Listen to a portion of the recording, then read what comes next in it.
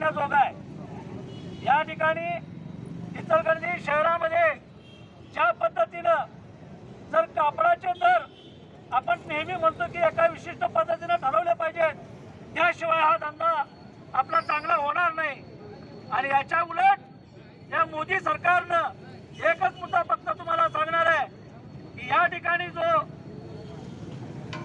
किमान रास्त भाव मिळाला पाहिजे याची तरतूद न करता या अशा पद्धतीचे 3 कायदे केलेले आहेत। असा कायदा करणं म्हणजे खऱ्या अर्थानं मोठमोठ्या बहुराष्ट्रीय कंपन्यांना या ठिकाणी आपला देश विकून टाकण्यात जमा आहे आणि त्याच्या विरोधामध्ये ही आपली एकजूट भविष्यामध्ये देखील अशीच राहील एवढंच या ठिकाणी सांगतो।